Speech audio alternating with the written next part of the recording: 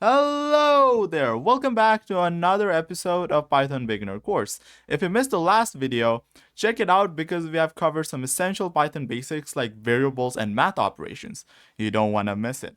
In today's video, we're going to uncover the magic of strings in Python. And trust me, it's a game changer for your coding skills.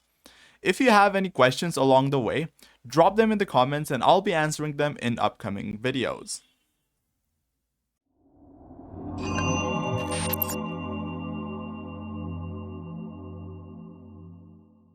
So what the heck is a string in Python?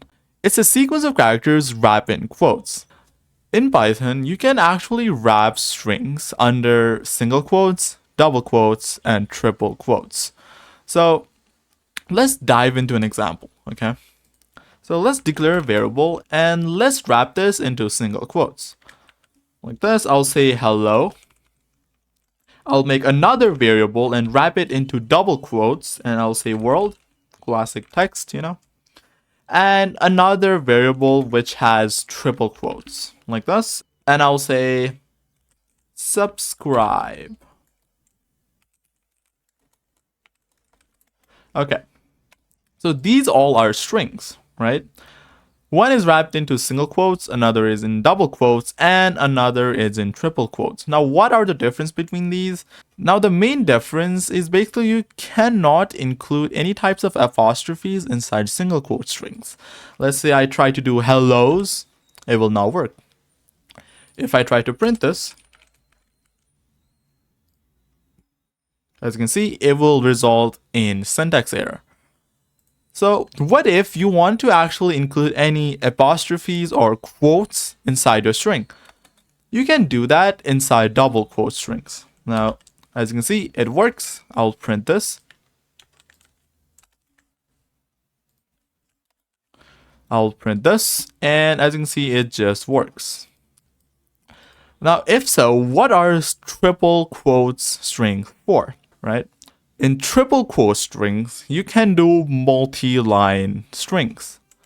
I can actually go to another line like this and type whatever I want. So subscribe to Coden. If I try to print this, it will work. As you can see, it says subscribe, and in another line, it says to Coden, right? If I try this in double quotes, it will not work. Let's say I do the same text message. I copy this, paste here. As you can see, it's already saying it is not working, but I'll still print this just to show you guys. As you can see, it results in syntax error. But here's the deal. Triple quotes are amazing to write multi-line text, but it's not generally used to declare simple strings.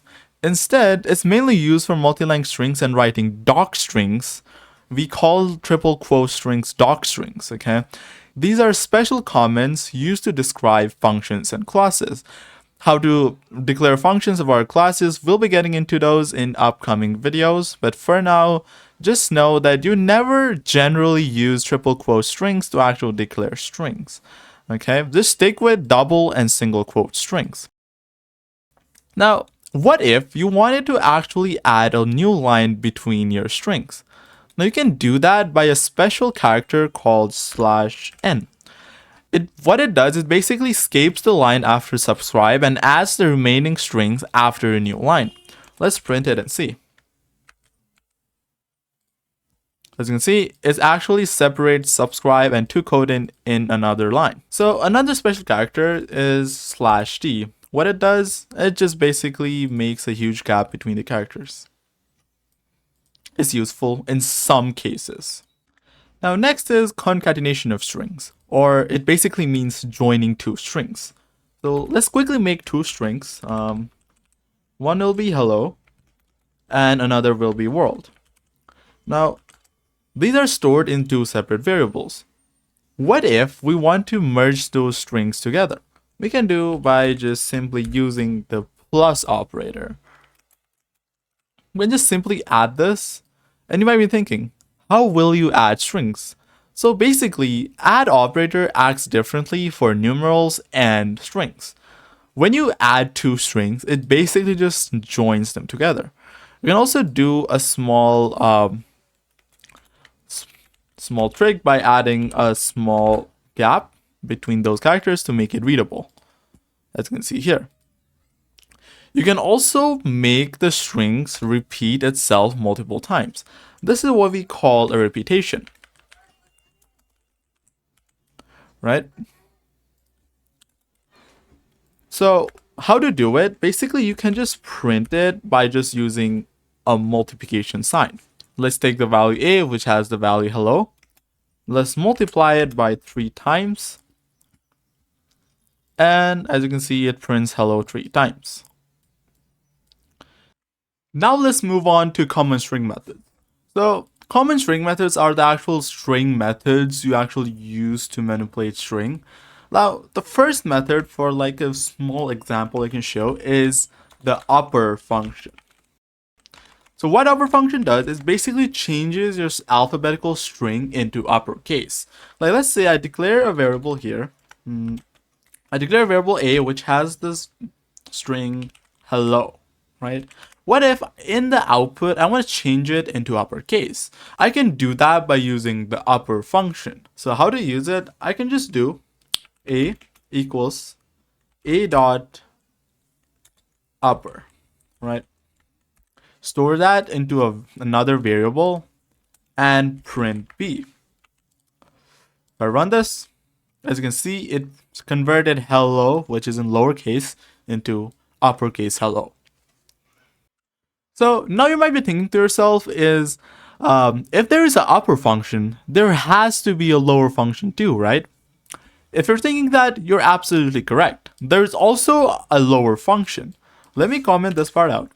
And let me show you how a lower function works. It's basically exactly the same as upper function.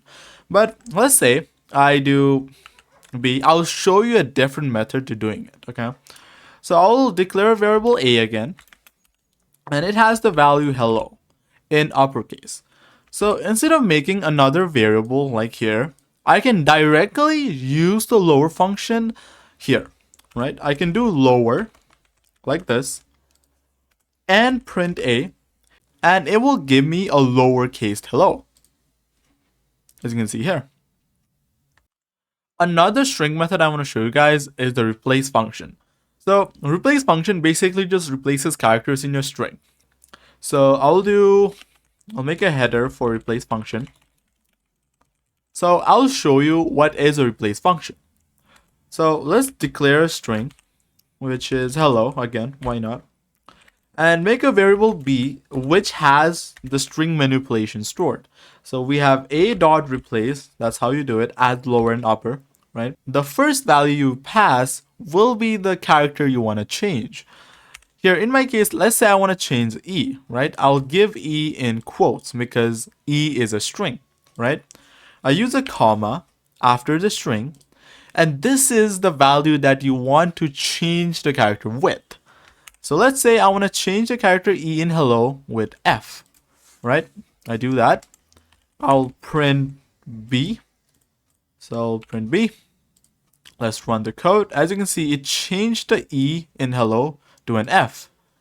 Now, you might be thinking, can I do that directly here? Yes, you're right, you can do that. Let's cut that, paste there, close this, print a, and let's print that. As you can see, it works.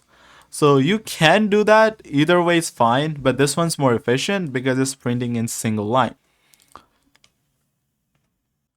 Now, last topic for the video is formatted strings. So what are formatted strings? Formatted strings are a way to actually manipulate strings by adding variable values inside a string.